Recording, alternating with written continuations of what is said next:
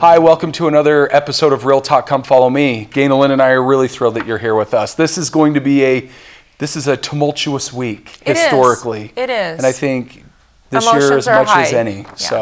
Yeah. So Be kind. good luck. Maybe we could be cheerleaders this week would be a good thing. But speaking of cheerleaders. Yes, we have a few. We have a few, yeah. Rhonda, she sent us something, a note that we really appreciate. She said, absolutely live for your episodes every week. Best part of my week.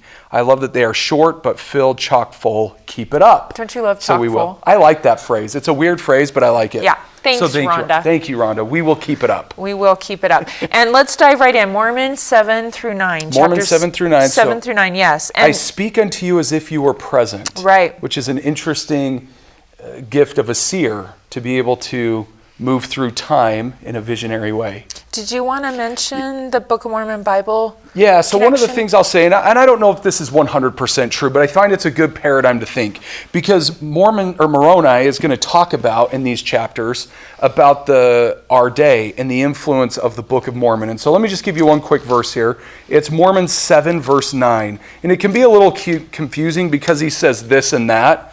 This means this book, the Book of Mormon. That means the Bible, okay? So that's where it goes. This is the Book of Mormon.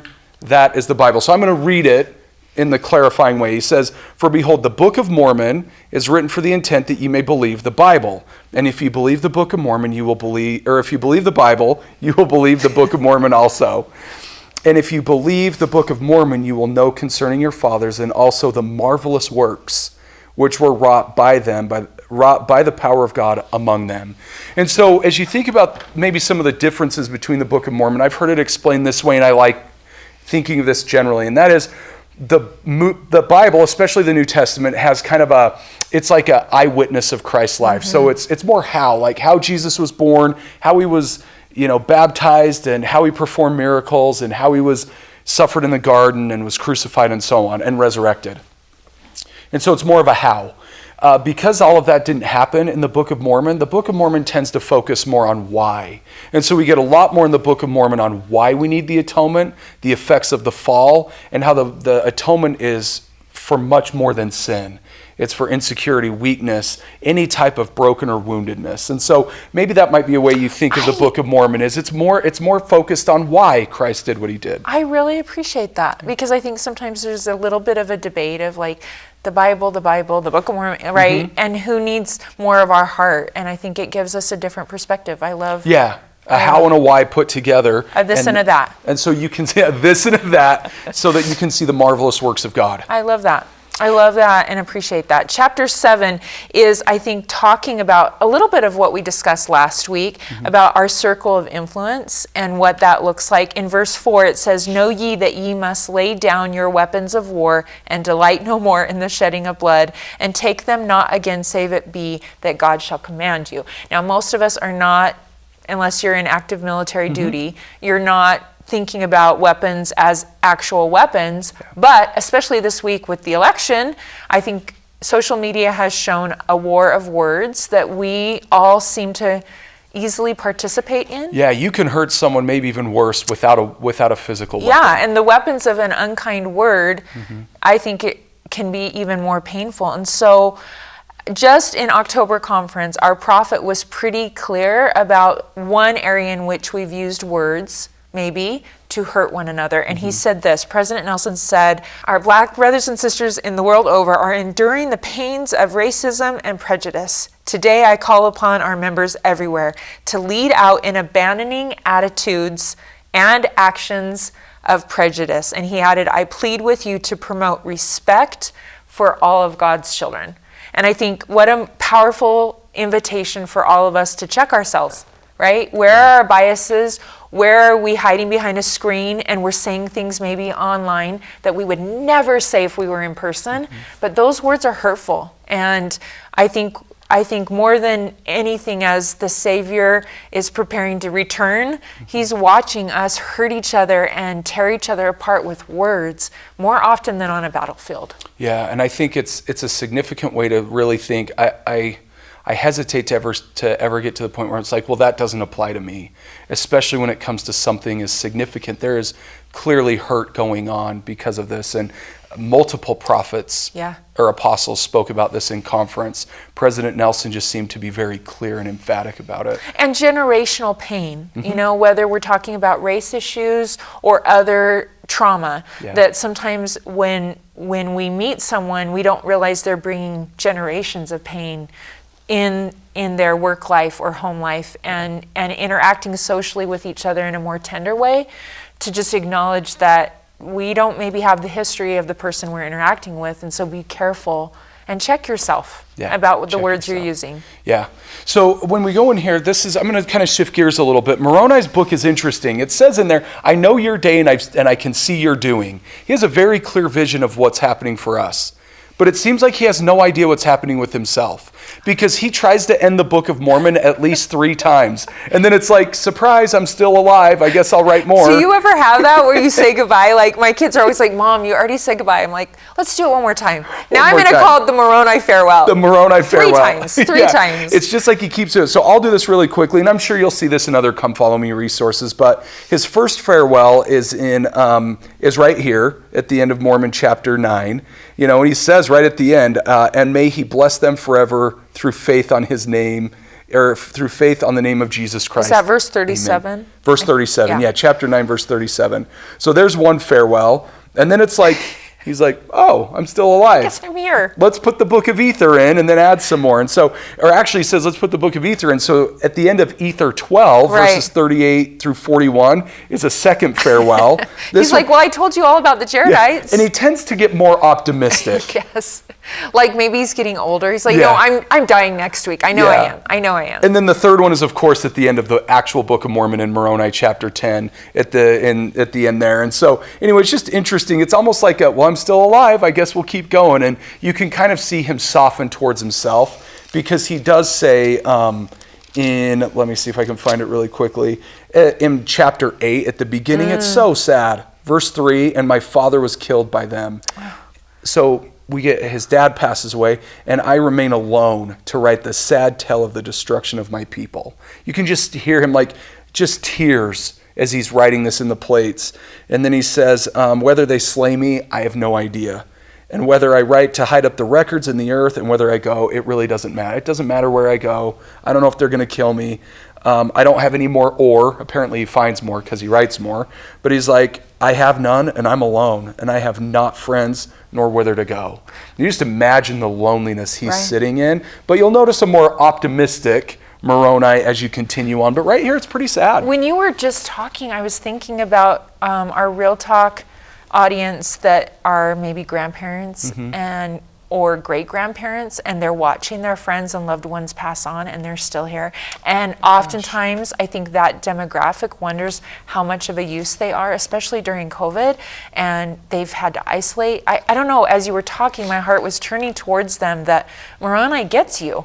That feeling of like, I don't know what good I'm doing anymore. And I've said to grandparents in our life, you are of value, and yet I know they're lonely, and I know they've said goodbye to a lot of people, and I know you lost a grandparent. I know I had not thought about this. I did not. You've got me on like an emotion. I was not. Yeah, my grandma died at the beginning of COVID, and she had dementia for 7 years, and so grandma, she's kind of slowly died, her mentally, and as you just talk about that, she said these words every day. Yes. I feel lonely. I don't know who you are. Yes. You got me with that one. I know. Well, you were teaching me that, and the Spirit was kind of nudging me to be aware and kind of to recognize our Real Talk audience that is in that demographic feeling like they're not of purpose, because I think we read Moroni and we see, no, we already know he's going to give us some really cool things, and we don't want him to disappear yet. And I feel that way about the grandparents in our lives. Yeah. Why am I still alive? Yeah. Why can't I just go? Because they don't think they're gonna keep me here. Yeah, they don't think they're creating or contributing in any way, and they really are. Yeah. Anyway, thank you for sharing that. Sorry to make the water worse. No, it's okay. I love Grandma, so it's good. It's validating. I appreciate that. She's cheering us right now. I'm going to write her name in here after this episode. So thank you. Do you want to go into chapter 8? Yeah, I think this is one of those, as an author, I always feel a little validated because verse 12 is like, could you please not condemn me for the imperfections of this record? I've written and published with Covenant 7 books, and every single one of them have flaws, you know? And so I remember interacting with Sam, our editor. We share her, and I think it was my very first book when big edits were happening, and she's like, Ganel-Lyn, let me just give you some advice. Like, only the scriptures don't need editing, right? And yet here in chapter 8, verse 12, Moroni's like, please don't condemn. Behold, I am Moroni, and were it possible, I would make all things known unto you. He's limited. And when I've been editing, and we've worked on a book that's coming out soon, right, that they have to take things out, and it makes it a stronger record. And I wonder if Moroni was struggling because he wanted to include so much. And there was a limit to the or when you were saying that. Like, that's like when we run out of ink or paper. Yeah, or just run out of, like, I have all of this, but my resources don't equal my, like, I don't have as much opportunity as I have to give. Yeah. It makes me really think about, going back to what we talked about at the beginning regarding race, is just people having so much to give, but being oppressed in a way where they don't have the resources. Right. So what do? Let's get them the resources. Well, and I think I also love that this verse is kind of calling out, there are a lot of critics of the Book of Mormon. We have spent this year with you discussing this book of scripture and trying to bring out the real life of the Book of Mormon to apply to our lives. And I love that Boyd K. Packer invited us in 1974 to apply more of a lens of faith when you're considering the flaws of the Book of Mormon. He says, move from criticism to spiritual inquiry. And I think we all can do well to model that, because we are going to stumble upon, there's so many resources and YouTube videos and bloggers out there that are dissecting the Book of Mormon, trying to prove or disprove certain aspects of that. We haven't taken that approach on this show, but we really have, I think, tried to have a more spiritual lens and a real life lens to what this record provides. And it brings to mind a situation. I work on a couple of other projects regularly, and on one of them in particular, my camera guy has been honest about this, but he's shared his faith crisis. And we've talked publicly about it, so I'm not sharing anything that he hasn't shared. But one of the times we were having a conversation about his faith crisis, I asked him, Jake, what has kind of gotten you through? And he says, I can't deny my testimony of the Book of Mormon. You know, I can read all these things about church history, and I can struggle with this aspect of policy, but I can't ignore what I feel and what I've experienced with that spiritual inquiry, that lens of faith with the Book of Mormon. And that has been his anchor. And so I guess I just want to invite our audience to consider, what are those diamonds in the rough that you've discovered this year? That maybe you've read the Book of Mormon a million times. That's not an accurate count. Yeah, that's a lot. That's a lot. If you have, let us know. Yeah, please go on Instagram or Facebook or YouTube should have and a show. say, yeah, you need your show. We're going to give you real talk. No, we're not. But I think if you have gone through it a million times, what are the things maybe in 2020 you have discovered that are the new diamonds that can be like an anchor, like my friend Jake has found?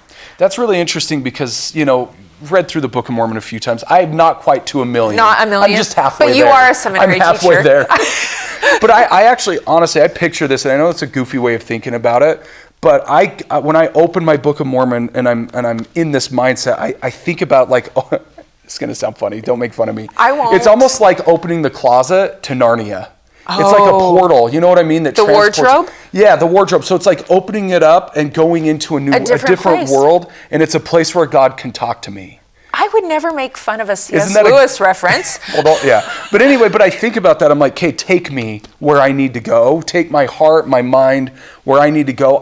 Sometimes I am almost like, I don't care if I learn anything, but I need to feel something today. And I think you can find that. Like you just showed me. I'm in here with Mormon. I've read Mormon 8, him being alone, and talked about how depressing that is 1,000 times. I never thought of that feeling with someone that I love who has dementia. But it's exactly like that. Just took me into a space to align with my grandma, and to align and to be grateful for the promise of a resurrection, where her mind will be made whole and all of that stuff. So I can have my grandma back, you know. And so anyway, that's kind of the way I look at it, is it's less about the words for me and more about the space it puts me in. But that's what a living scripture is, Yeah, right? I think you have so. a really beautiful way in which you teach, or powerful way in which you teach testimony around the Book of Mormon. Do you want to share Yeah, so that? I do this, and I learned this on my mission. We call it the triangle of truth. That's what we called it, just to be kind of funny. We thought we were being silly. But it's basically you take the Book of Mormon, Joseph Smith, and the Church of Jesus Christ of Latter-day Saints. And you can read this in the introduction to the Book of Mormon, but it basically says if one is true, they all are true. Mm-hmm. They all stand or fall together. And the reason why that's significant is I don't know if everyone has an equal strong testimony of all three. Like for me, my testimony of the Book of Mormon is solid. Is like, that is, like you were talking about, that is, I'm with him on that. And so I rely on that when I read things in church history that really, rub me the wrong way, and certain church policies that I might personally feel like could be adjusted and improved. And I always go back to, okay, let me go back to what point of the triangle do I really rely on the most? And for me, it's the Book of Mormon. For a lot of people, it's Joseph Smith. And I love Joseph. I really do. But sometimes there's stories that I've got to be like, okay. They're triggering. Yeah, and I need to reconcile that, and I need to, go through a spiritual inquiry with it, or the church. And so anyway, if that's what I would tell you is when you're questioning one of the others, go back and make sure you're standing on the faith of the point that's the strongest for you. I love that. So should we finish up with miracles? Yes. I love talking about hope and miracles, and it kind of crosses over into a couple of areas, but I felt like you had a really good insight on the idea that, here's Mormon, we've talked about in past episodes, who lived through this terrific, horrible, war-infested experience, and Mormon 5:2 talks about how he was without hope, and then you jump forward into chapter 9 and he's raised a son that says, behold, I will show unto you a God of miracles. And so, how did you have this father that was this war-hardened general that had witnessed so much trauma, but was able to raise a boy that is like, I'm gonna show you that we have a God of miracles. Mm-hmm. By the way, I live in a cave and I'm alone and everyone's died, but I still believe in miracles. So what are your thoughts on miracles? So let me just take it one way, and I'll tell you a great talk for this. Elder Hallstrom of the 70 gave a talk about miracles, and I don't have the reference on me, but it's a really good one. But basically he does this, because we all want to believe in miracles, but what if you pray that you'll travel home safely, but you don't? Like, what happens when the miracles don't happen? Like when you're in that space, when you have faith that you can be healed, but you're not healed. And for me, I wrestled with depression, and I know you have with chronic illness and stuff, and obviously with Meg and some other things. And so it's like, what do we do when we don't get healed? What do we do in that space? And there's two quick things I would mention. Number one is Elder Bednar, and it's a much longer story than this, but I'm going to give you the shortened version. But Elder Bednar gave a story where he was invited to, there was a young man and woman, they just got married. They'd been married months when the young man was diagnosed with a fairly serious form of cancer. And so they went through this process, and they were going through the process. They'd had blessings, and somehow they knew Elder Bednar, and they had him come in to give him a blessing because nothing was working. Nothing was getting rid of it. And as they were counseling together, Elder Bednar, he said, I asked this couple a question that I had never before considered. And the question that came out of my mouth was, I know you have faith to be healed, but do you have faith not to be healed? Does your faith exist outside of mortal outcomes? And I think most of us have faith to be healed. I really do. I don't know that. When I read, I was like, do I have faith not to be healed? Do I have a faith in God that even though I don't experience the miracle now, but my faith exists outside of that outcome? That is a different kind of faith. And so I think about that one a lot. The second one comes from the Old Testament, Shadrach, Meshach, and Abednego. And this is in Daniel chapter 3, verses 15 through 18. I'll summarize it really quickly. But they won't bow down to this big idol of King Nebuchadnezzar. So the punishment is death. So they go to put him in the fiery furnace, and basically King Nebuchadnezzar, he doesn't want to kill him. He likes these guys. But he says, are you going to bow down? And they say, listen, King, we want you to know, be it known unto thee, O King, we will not bow down and worship your God. And we think, and I'm paraphrasing, but they say, we think our God is going to deliver us, but if not. But if not. But if not, be it known unto thee, O king, we will not bow down to your idols. And that but if not principle. So the faith not to be healed, and then but if not. And we know, like prophets, we know Abinadi. Abinadi, the outcome was different for him. And then Lehi and Nephi are saved from the fire. And they're saved from the fire. And so anyway, that's where I would go. Those are the two places I go when I think, okay, when the miracles aren't happening, how do I deal in that space? I think of Shadrach and his brothers are like what verse 38 says in chapter 8, that they weren't ashamed. They weren't going to be scared out of their faith. But I also think Elder Bednar just added to his previous talk in the last conference when he talked about the idea of the family that did lose their child to cancer. And they said, we're all in. Yeah. And we That's trust right, God. all in. We're all in. And so I think that is some mighty discipleship, right? To really surrender to God and trust that He is a God of miracles, but like Joseph Smith, he healed everyone else's children, and then he and Emma kept losing their own children. Yeah. Right? And how do you reconcile a God of miracles when the miracle isn't coming on your doorstep yet? I love considering and pondering on that. So our invitation this week is to consider what miracles you have had that confirm your faith, because maybe you haven't had the miracle of healing from a chronic illness, depression, anxiety, or maybe you're lonely and you've never been married and you're thinking, wait, everyone else has had this miracle, but do we have the all-in philosophy and testimony burning in us? And can we pull from other miracles in our lives? Is it the miracle that you keep showing up and trying? You know, I think sometimes that's the miracle, right? That you haven't given up. And so we'd love to see if you want to share with us on our social media platforms what miracles you've experienced. I think when we share miracles, that's why the scriptures are filled with both the stories of the miracle and the story of the not, right? Yeah. Because we're having a range, hopefully, of experiences. And maybe for you, the miracle is the car started today, or that you finally did get a job after some unemployment. Whatever that is, please share with us, because your miracles will strengthen the faith of others as they read them. And especially this week, we could use a lot of miracles flooding social media. Absolutely. So thank you for joining us this week on Real Talk, Come Follow Me, and we'll see you again next week.